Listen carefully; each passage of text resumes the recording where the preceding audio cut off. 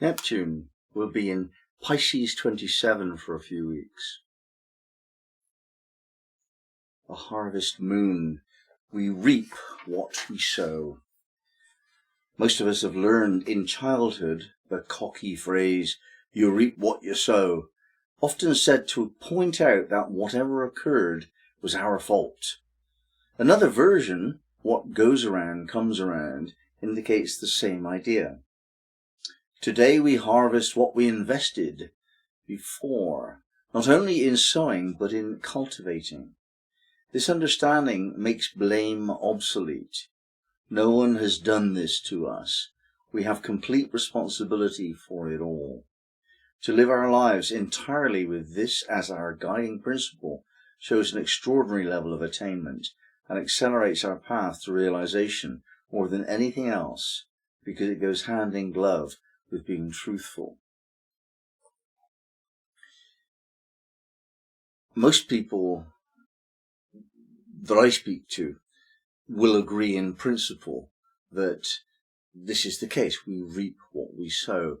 Everything that happens to us is fair. No blame is necessary, even to the point where we have chosen our parents. Before incarnation, we decided to have the kind of life we are having, most particularly including all of the problems and the people that we meet in early life that create the problems that we can't deal with as we're children, like parents and so on. We actually chose this. And we chose this for a reason, and when we can actually come to terms with the fact that it is our responsibility, we chose this, that's the first thing. And then secondly, because we want to now be able to do something. That's the soul's agenda. It sets up the circumstances whereby it can learn what it needs to learn or express what it needs to express. And it's all done with the highest level of consciousness. So this whole thing of letting go of blame, letting go of victim consciousness, that's the challenge.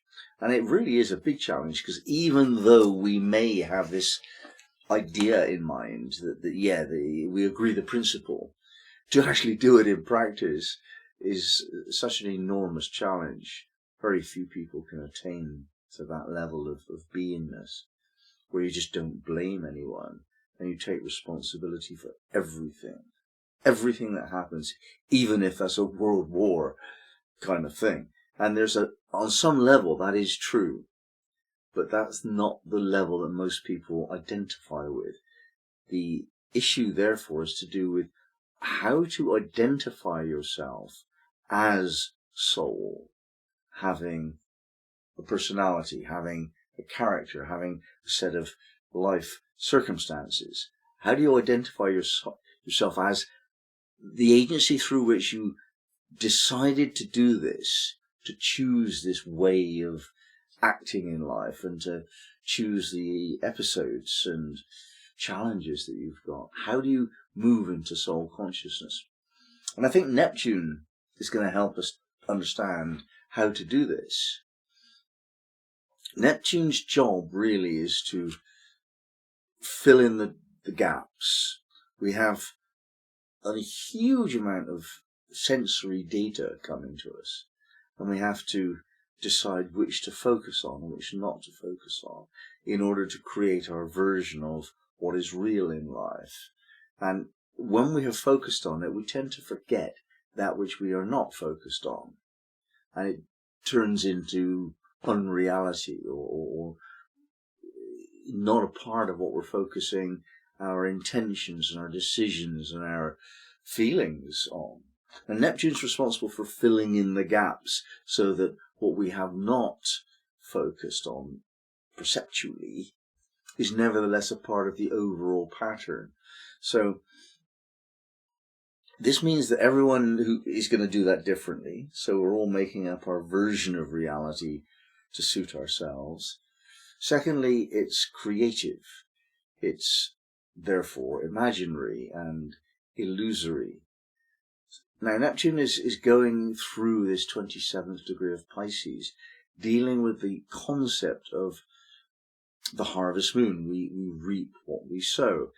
If we plant seeds of an idea, like, for example, only people that go to university can get good jobs, if we have that seed planted in our personal history, then we reap a reality where we have to get a degree, we have to go to college, we have to do all of that, or our life will not be fulfilled because we won't get a job that we like. That's the harvesting of a certain seed, the seed of belief. That's the level that we're talking about here. And you can take that into all realms of life. We form ideas about the nature of reality by looking at television and speaking to friends and listening to our parents and marketers and politicians. Everyone else, all of whom are telling the story their way, which is either a little bit of a spin or a blatant lie, whichever it might be. But we don't get good information, and yet we have to make a model up for how this all hangs together. What is life? What is the meaning of life?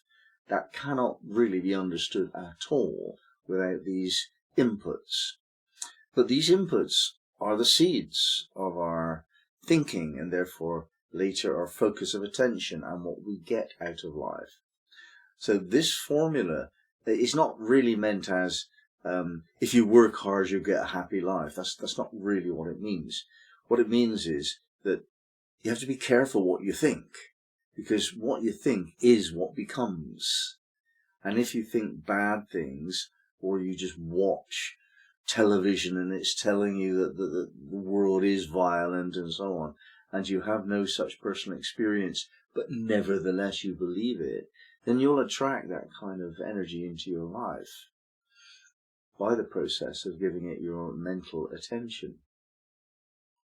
It's a tricky business.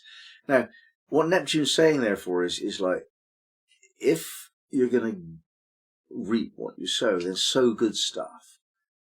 And in the question of mental attitude, that means align your mind with the good stuff. When you see something, look for the light in that situation.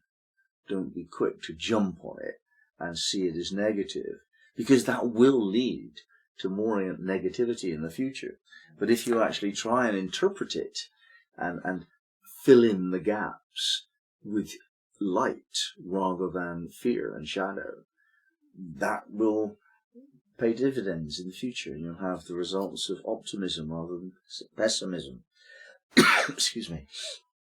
Now, Mark Edmund Jones says this: Pisces 27, a harvest moon. This is a symbol of life's moments of culmination as the threshold of new achievement, rather than as any cancelling out of experience in the given aspect. And it emphasizes the fact that nature, in her immeasurable prodigality, is forever showering man with the products of her untiring creativeness. She is saying to him that his productivity is as rich as hers, and that the highly concentrated resources of the world are at the immediate service of anyone who will put them to use, and so facilitate their replacement. The key word is benediction. When positive, the degree is self-consummation, which is successful beyond any possibility of measure. Now, this lines up rather nicely with the Sufi teaching on the topic. Each of the different planes of consciousness has its own mystery, and the mystery of the earth plane is the mystery of abundance. Now, this is in absolute juxtaposition to what most people, especially economists, teach, that the world is simply a statement of scarcity. And most people have reaped what they've sown, in the sense of believing that life is hard. Life is difficult, there's never enough, you have to really push yourself to the limits if you just want to survive. That kind of mentality, which is very strong, for example, in America. Not so strong in other countries, like Malaysia, for example, where there was a time you could just pick fruit off the tree and that was your day's work. So in this case, what we're talking about is, what Joan says, is that it's a really good idea to notice how abundant nature is. There is enough to go around, plenty. It's just the belief that there is not, and the clenching attitude of greed that prevents that. So, all in all, Neptune in this degree suggests that we lighten up, we develop a greater sense of faith in the abundance of our lives, just knowing that good things are coming to us.